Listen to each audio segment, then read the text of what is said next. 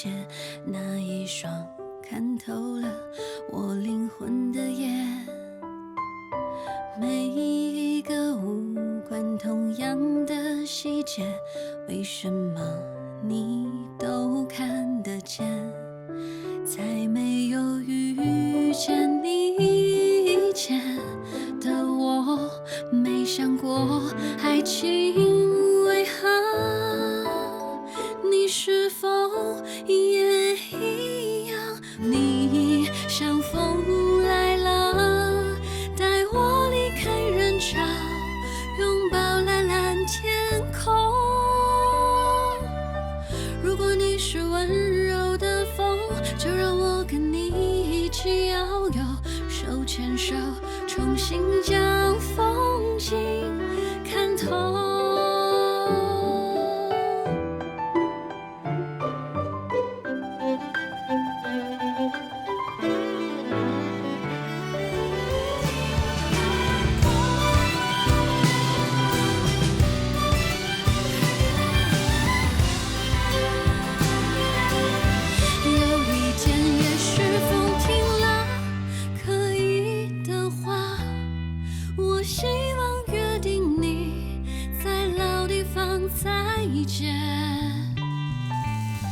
无论是多云大雨或风和日丽，呼吸着同样空气。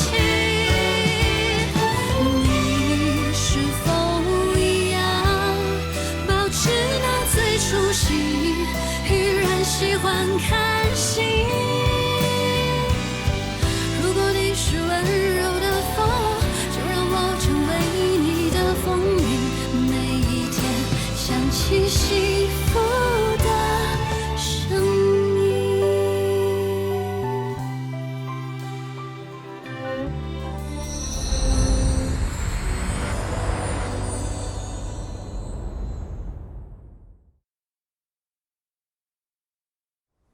来人，带犯人莫格丽上场。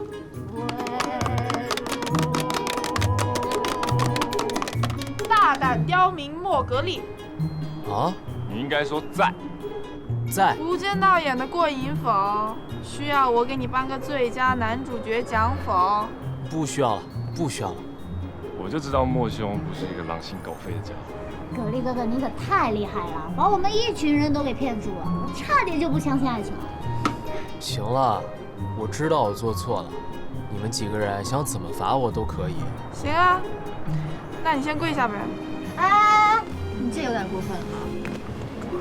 不是吧？我大刑还没开始上呢，你就开始护犊子啊？你是不是金鱼的记忆啊？当时他跟你分手的时候，你要死要活的，你忘了？不记得了。如果他不跟我分手，假戏真做的话，郑美娟的老狐狸怎么可能相信啊？再说了，我们男人膝下有黄金，等回头我给你弄一个什么跪得容易的时候，咱再跪啊。没出息。还好你们演了这么大一出戏，把那个坏人终于给抓住了。可是他现在只是拘留，如果在24小时之内找不到证据的话，他可能会被释放。到时候再抓他的话，那就很难了。我现在都不明白了，人证物证都在，而且凶手近在眼前，整个事件来龙去脉都那么清楚，为什么不能判罪啊？这个嘛，我就来给你科普一下什么叫疑罪从无。你来说。疑罪从无呢，指的就是刑事诉讼中，检察院对犯罪嫌疑人的犯罪事实不清、证据不确实、不充分，不应当追究刑事责任的，应作出不起诉的决定。啊，我完全听不懂，我需要安神补脑液。用人话简单的说，就是证据不足，不能定罪。谢谢你啊，帮我小忙，顺便让我更绝望了。那要真的那个疑罪无，疑罪从无。疑罪从无了，那我们接下来怎么办啊？那继续找吧，凡走过，一定会留下痕迹的。哎，经理，别，子越，你不用安慰我的。其实，我也只是不想让我爸继续错下去。我选择站在真理这边。不是说羁押时间还有24小时吗？距离现在还有20小时，领2分。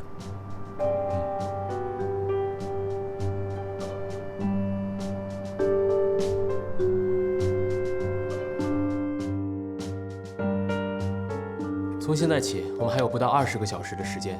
我跟灵犀分头行动，我们去海边看看有没有新的线索。唐城跟子曰呢，你们就留在大本营。我们要找到新的线索的话，就向群里汇报一下。你们就找一下，看看在法律上有没有支撑点。OK，没问题。还有我，你就守住你的后勤位置就好了。没问题。那我负责端茶送水，零食24小时不间断供应。还有我。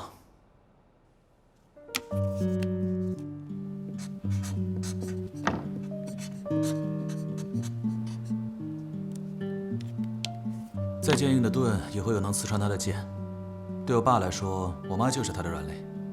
这样吧，我跟依林先回家，看能不能从我妈那里套到一些有用的信息。正理哥，你确定你没问题吗？没事，跟你斗智斗勇那么多年，这点困境难不倒我的。各位放心，不管是水漫金山还是火烧赤壁，我们都一起面对。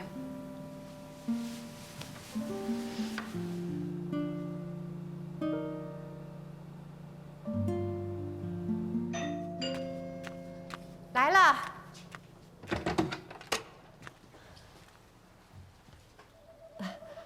你们你好，这是郑伟爵的家吗？是。这是我的证件，有几个问题需要你配合一下。你还记得上个月他回来的时候穿什么衣服吗？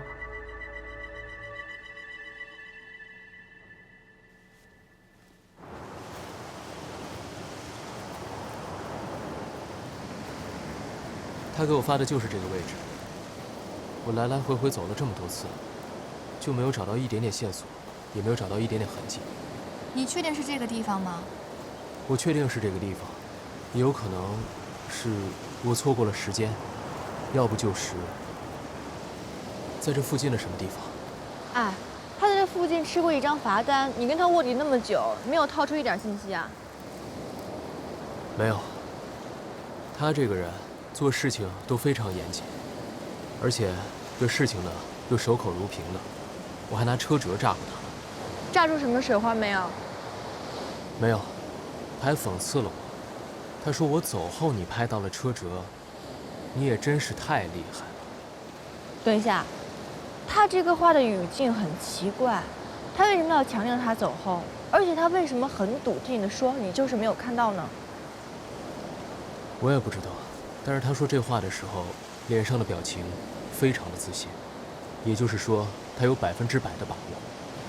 也是，这里是海滩，就算有什么小的细节，海浪一拍上来，所有证据都没有了。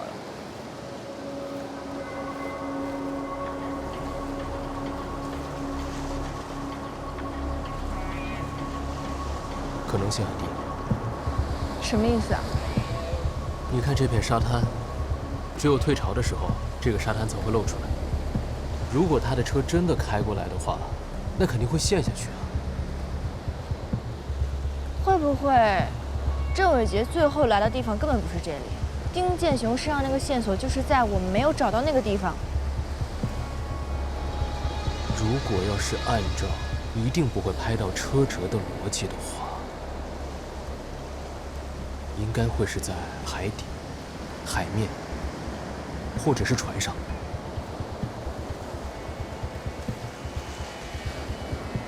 车开不进去的地方都没有车影，还有一个地方。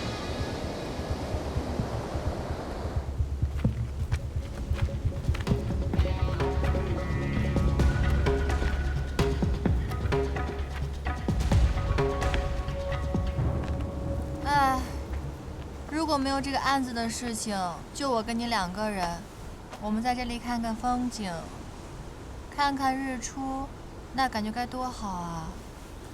那你以前对李玉衡有没有说过这样的话呀？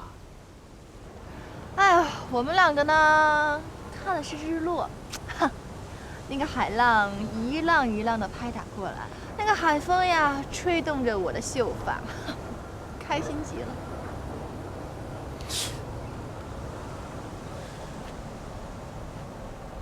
哎，逗你玩的。哇！小心一点。怎么这么多泥呀？我没看见。没事吧？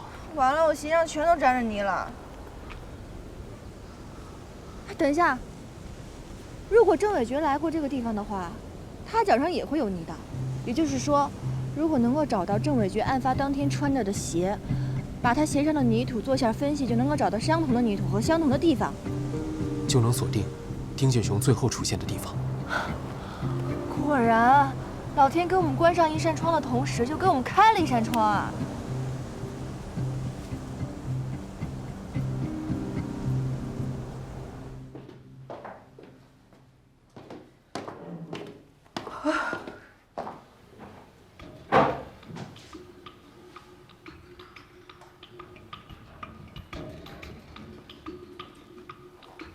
郑理，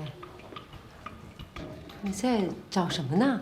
妈，鞋呢？鞋不就是在鞋柜里吗？我说的是爸那天结婚纪念日穿回来的那双。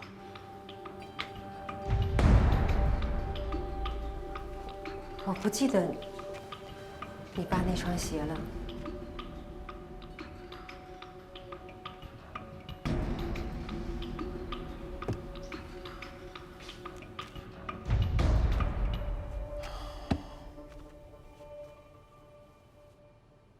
妈，你不要跟我说谎了，那双鞋是你送给爸的，爸每年结婚纪念日都会穿着它，你不可能不记得。我不知道你爸爸到底做错了什么事，为什么警察和你都要到家里来找他的鞋和衣服？我也不太清楚，反正整件事都在调查中。不过妈，你先别担心。我怎么不担心啊？我们生活了那么多年，你爸爸就是出国有时差，他也会给我打电话报平安。现在都10多个小时了，我没有他的消息，你告诉我，我怎么不担心？你告诉我，我哪能找到他？我要跟他，我要问问他吃饭了吗？啊？为什么手机开机却没人接？你告诉我，我怎么能跟他联系上？我要跟他通话，我不放心。你告诉我，你爸爸在哪儿？先冷静一下。我妈说，前2天刚把鞋子一起打包送去干洗店了，干洗店的单子我发到你微信了。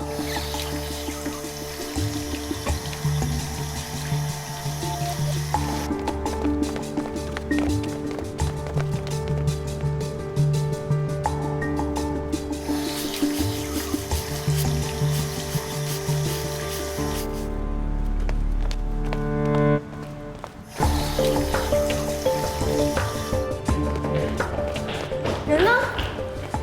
你好，您看一下这个单子，您知道这批鞋在哪里吗？哦，刚扔到机器里杀毒，红单了。老天不仅关上了窗户，连下水道也给堵死了。哎，这次你们要多加50块钱啊！有一双鞋特别脏，我要单独一个批次啊再进行清洗。我刷了10分钟，一只鞋底的泥啊刚刚刷干净，另一只还没动呢。那双鞋现在在哪儿呢？根据土壤中岩石风化的矿物质和植物残体分解产生的有机质，我们推断出了大致的事发地方位，找到了一具尸体。发现一具尸体，发现尸体了，那边。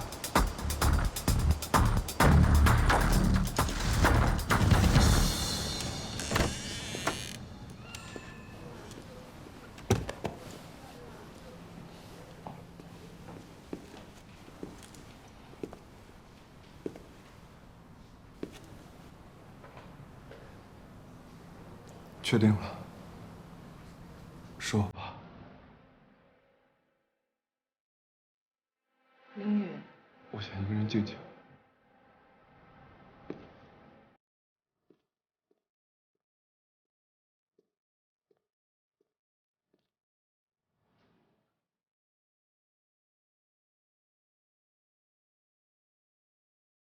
为什么？为什么？为什么会这样？丁宇，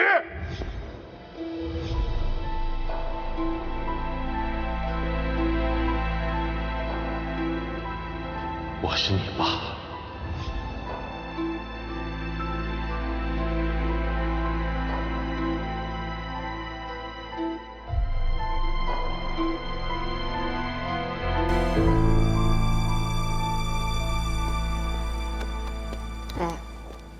要不是你长期卧底，什么超速罚单啊、鞋子啊、正确的抛尸地，这一系列正确的线索根本串不到一起，而且也不会引导我们找到真正的尸体，所以你做的这一切都没有白费。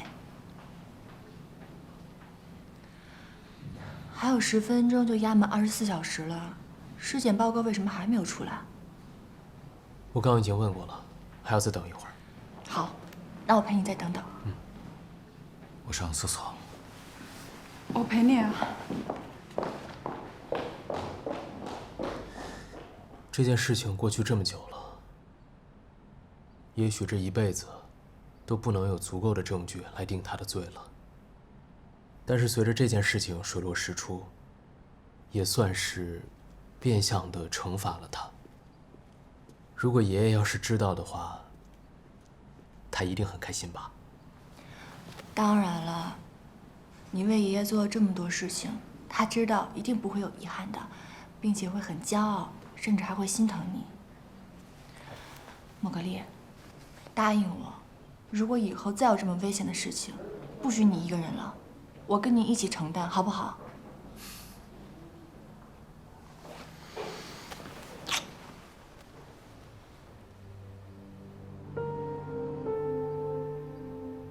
你害怕了吗？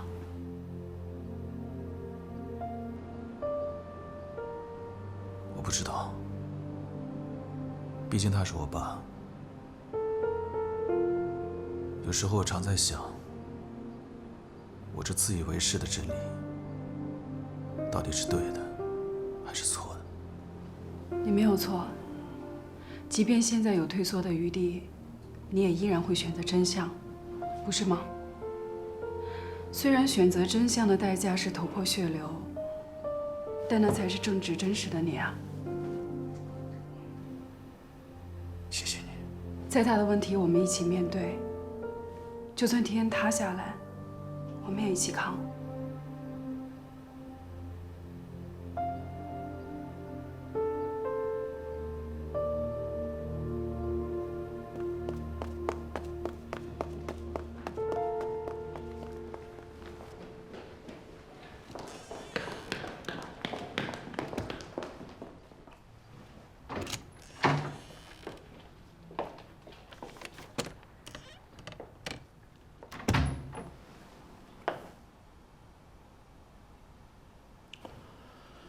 警察同志已经证明了我的清白。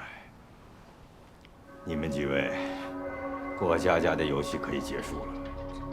这什么意思啊？你们不能放他走呀！这个涉及到案情的内容，在没有找到新的证据之前，我们不能仅凭推断无故的拘留人。哎，家属过来一下，这是尸检报告，可以看一下。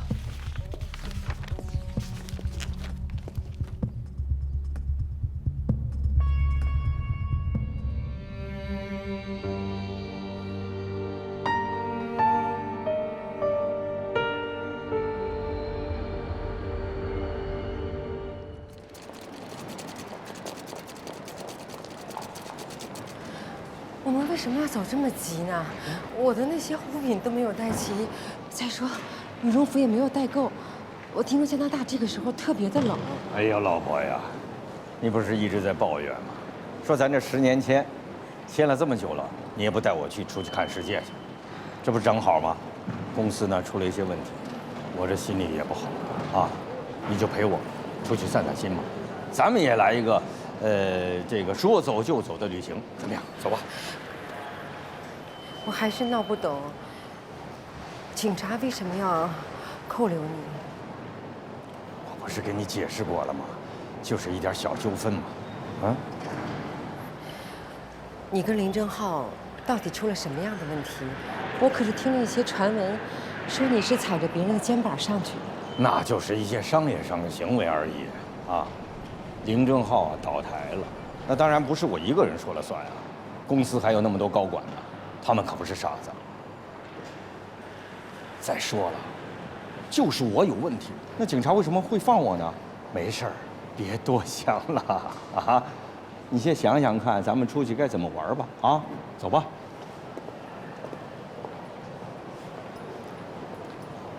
老黄，当年呢，我是推了一辆二手车，把你娶回家的。那个时候我就承诺，一定要带你周游世界。今天机会来了，啊，正好，也可以兑现我35年对你的承诺了。那个时候，我可不在乎什么3转1响，我只是觉得，能说出带你周游全世界那样的人就是个怪物。我就是被你这个后半句话给骗了。你不后悔吗？从不后悔。好，走，咱们去买票。走走。可是，可是我们就这么走了，也不跟儿子说一声，就这玩意儿这么消失，他是会担心的。儿子现在对我有意见，跟我对着干呢。你记得那个莫格丽吗？他给他洗脑了，听风就是雨啊。我想呢，这段时间我们俩都冷静冷静，等他想清楚了、想明白了，咱们让他再飞过来，不就完了吗？走吧，走吧，走吧，走吧。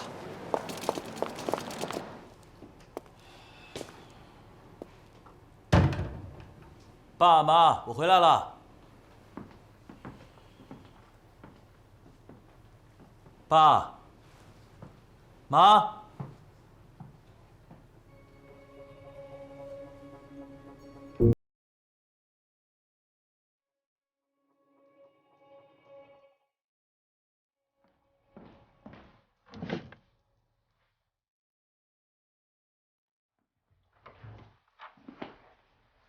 爸。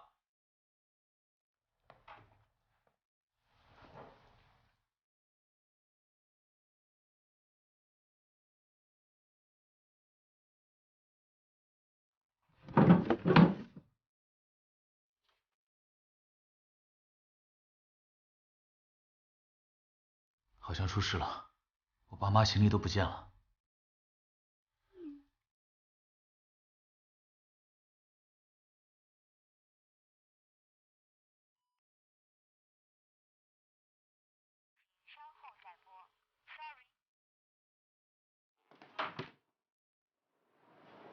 这就是我的全部计划。世界上还有2/3的国家等待我们去探索。可是我们已经50多岁的人了，啊，我真的不知道，我们还有时间把它都走完吗？没有问题啊，老婆。哎呦，你想多了。你听我说，如果你想坐热气球的话，我就陪你上天；如果你想跳伞的话，我就陪你来个自由落体。啊，如果呢你想漂流的话，我陪你奋勇向前。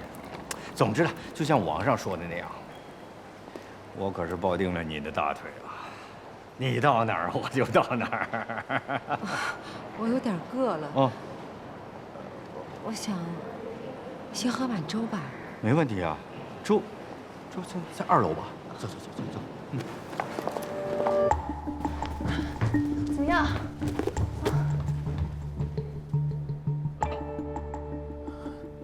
家里的衣服跟行李箱全都不见了，我打了电话也找不到人。他在这个节骨眼上消失，真的很难不让人联想成畏罪潜逃。会去国内还是国外？他护照现在在吗？机票记录有吗？他这种东西从来不放家里。再找找吧。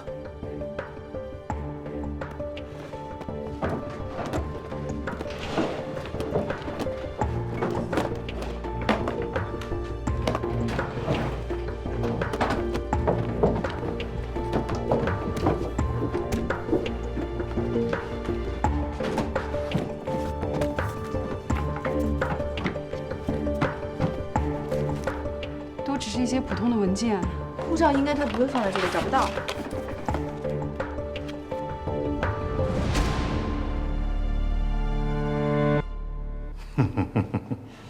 人就算是我杀的，那又能怎么样啊？你想用这些边角料的证据来吓唬我。20年了，丁建雄威胁不了我，你也威胁不了我。可以看一下。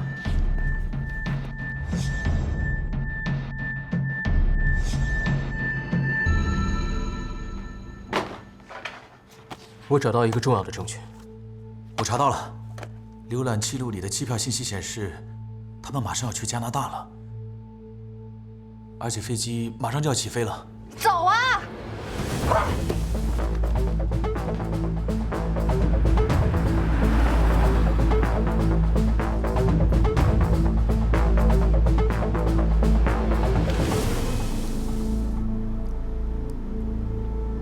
来吃吧。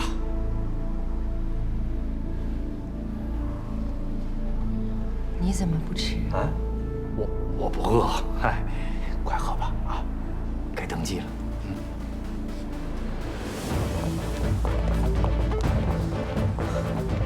麻烦务必找到我爸。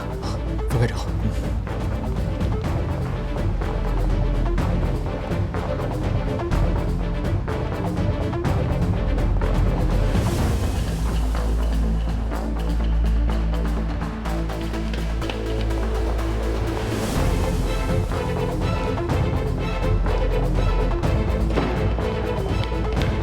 发现嫌疑人踪迹，现在出发抓捕。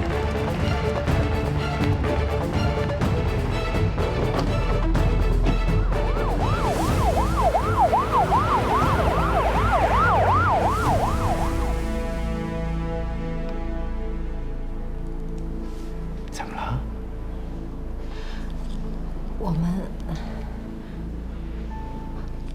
我们能不能不走了？不走了？不愿意陪我去看世界了？我当然想跟你一起看世界，我是想让我们轻轻松松的去，而不是背太多的负担去。背负？有什么背负的？哎呀，即便是有负担，那也是我扛着。你只要高高兴兴陪我出去就行了，好吧？我们是夫妻，你有什么事情，我怎么不管呢？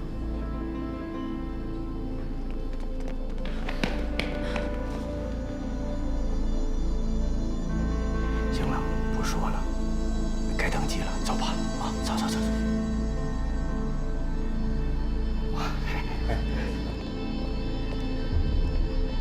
郑伟决，你跟我们回去自首吧。哼，你们想干什么？警察已经调查过了，跟我没关系。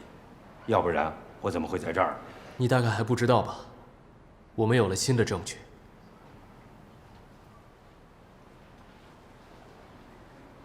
你感染上了艾滋。你太逗了吧？啊？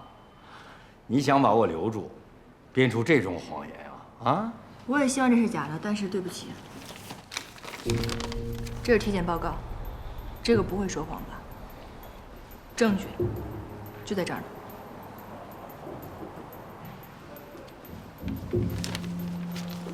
就算我真有，能证明什么呢？很不巧的是，丁建雄出狱以后，他也感染上了艾滋。我如果没有猜错的话，你手上有个疤，那是跟丁建雄在打斗当中留下来的吧？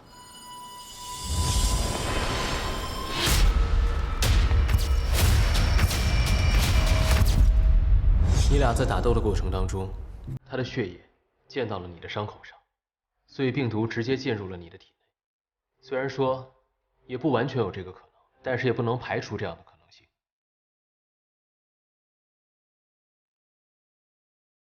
你可真会编故事。你怎么不去写小说呢？就算我们俩得了同一种病，那怎么能证明就是他传染给我的呢？其他的病是不可以，但是艾滋确实是可以的。艾滋病有它独特的运营机制。丁建雄的血液进入你人体以后，你体内的艾滋病病毒开始自我复制，去攻击你体内的免疫力系统，直到你的抵抗力完全丧失。那个时候，才开始真正的变异。也就是说，在变异之前，你跟丁建雄体内的病毒 DNA 都是一样的。如果不是他传染给你的，那你俩病毒的 DNA 就是不一样的。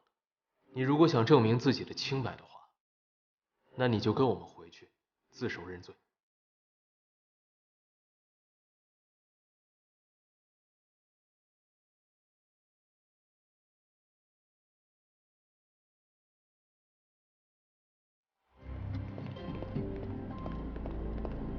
郑先生，我们发现了新的疑点，麻烦你跟我们回去协助调查。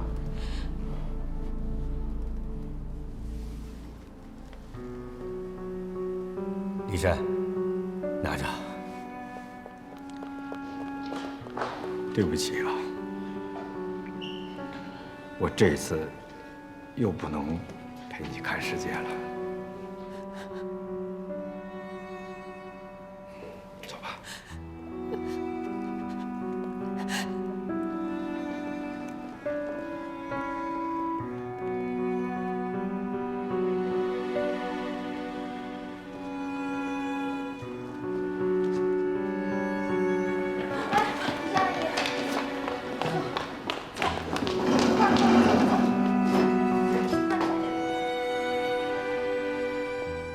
依照《中华人民共和国刑法》第341条、第232条有关规定，现判决如下：被告人郑伟决偷猎罪、杀人罪数罪并罚，判处无期徒刑，剥夺政治权利终生。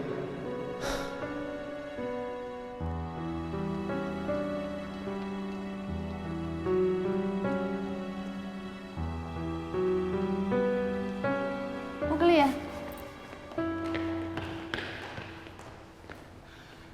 知道你压力大，这件事情已经过去了，没事了。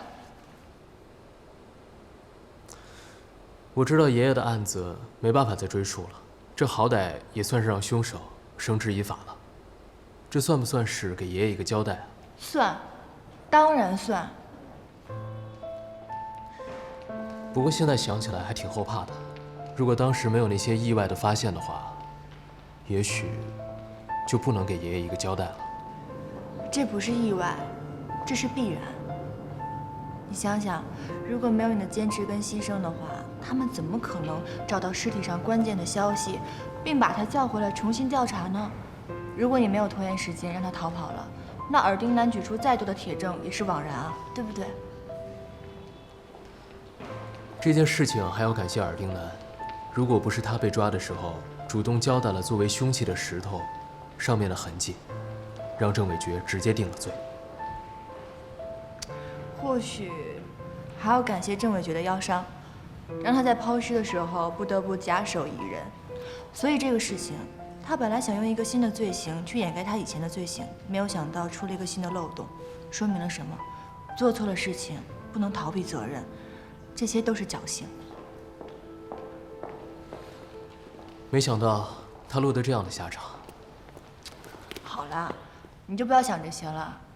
这个案子你付出最大，为了这个案子，你差点连命都搭进去了。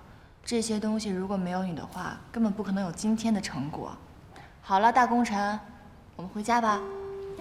如果爷爷在天之灵的话，他一定会很欣慰的。走吧，我们回家。嗯，走。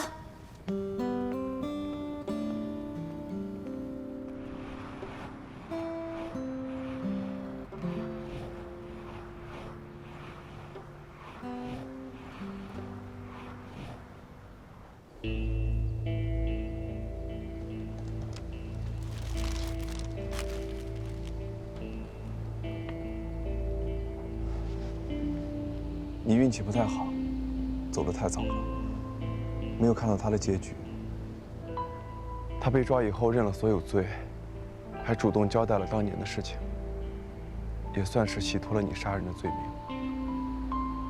现在他和他的手下都已经绳之于法，你也可以安息了。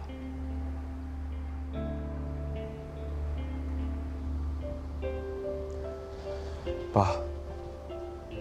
如果有下辈子呢？我希望你过得别这么憋屈，堂堂正正，像个男人一点。别把养老母亲、妻子、儿子寄希望于他人。这些事情，不管多难，不都得自己扛吗？对吧？还有，一定要走对路。有了困难，一家人一起面对，不就够了吗？我现在经常想起我小时候，你在乡下陪我玩，我们整天多开心。可惜，那种日子再也回不去了。算了，不说这些了。给你找的这个新地方，你还满意吗？其实这儿我本来是买不起的，但是之前的房子，就是我为了结婚买的那套。催我回去交物业费，我才知道原来高杰竟然留着没卖。我硬是把房子还给了他，然后留下点钱，给你买了这块地方。现在想想，其实你和高杰，我都挺对不起的，也就只能帮你们做到这儿了。小雨。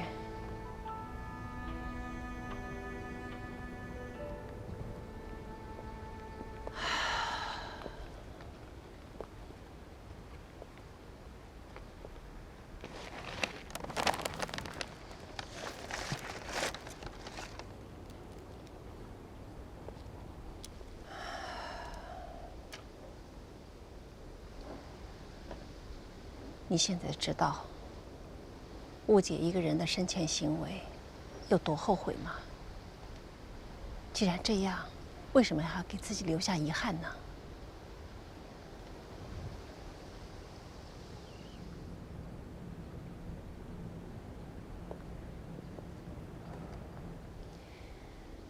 你说的没错，我们没有吃过什么苦。生活也没什么大波浪，所以呢，我也没有什么仇人。如果小雨能回来吃饭，我们都很欢迎。希望你也别再太介意了。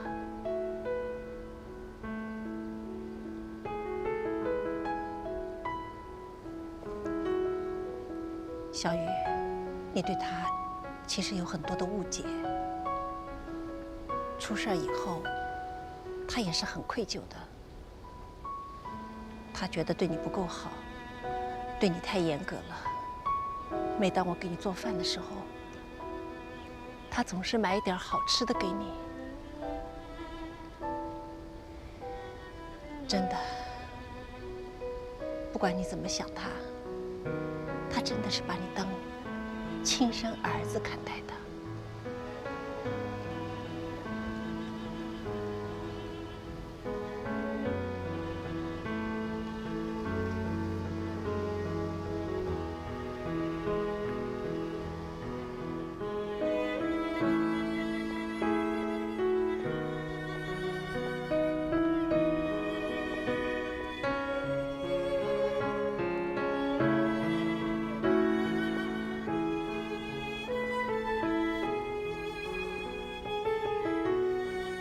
对不起啊，爸。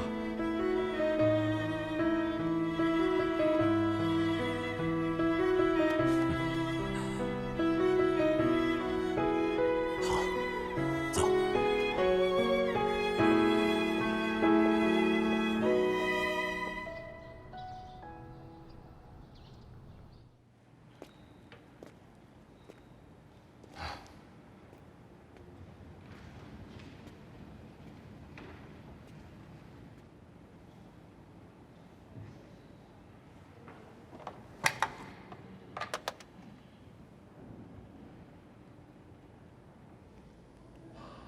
经理，你好啊！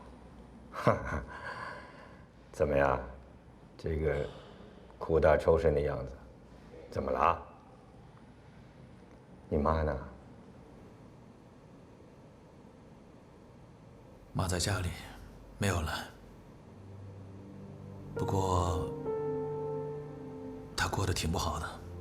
啊，你呢？我能好到哪儿去啊？又能坏到哪儿去啊？哼哼，你们都往宽处想，别太难为自己了。尤其是你妈，她的日子还长着呢，你得让她往前看，啊。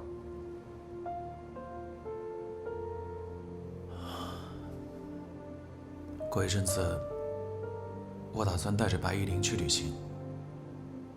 本来想要带上我妈的，但妈说不要，她才不要当我们的电灯泡。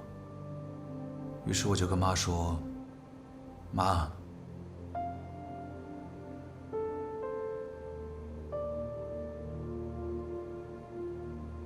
我们全家人有多久没有一起去旅行了？”那后来呢？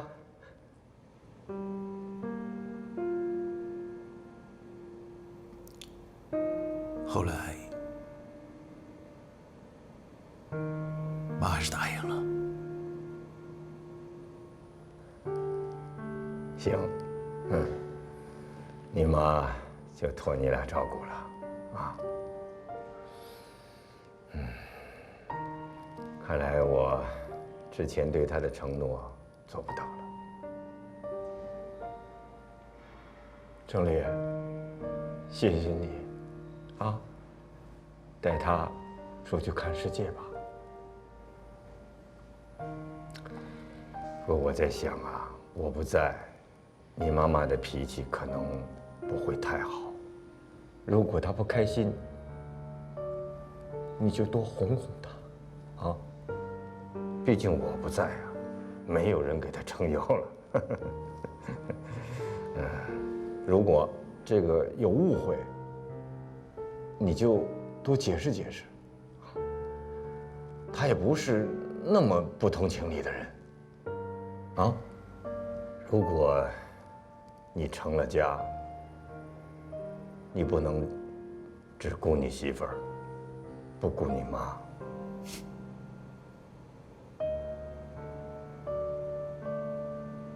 我像是这样的人吗？你真是个好儿子啊！不过，现在我好像没有权利这样说了。郑丽，一个人在他第一次犯错误的时候，就应该及时面对，正确的去弥补，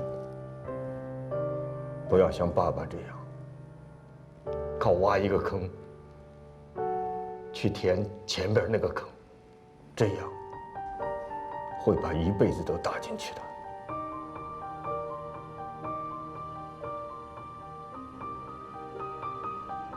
这算是我给你上的最后一课了，啊！时间到了。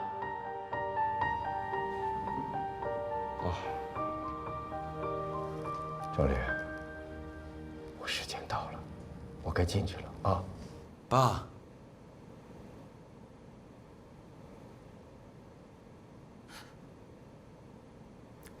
我想再看你折纸。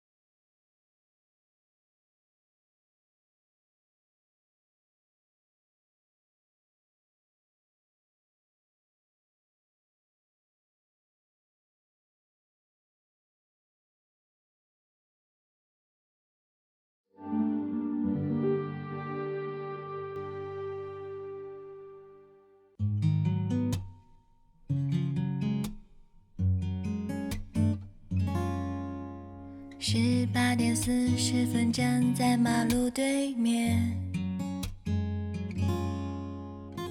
灰色的玳瑁大衣长到膝盖下面。你走到了我面前，低着头眯着眼，太阳躲在后面，笑着不言。微凉的饭后，微妙的夜，微醺的街后，微笑的眼，微微的牵起手，看我的脸，不知觉。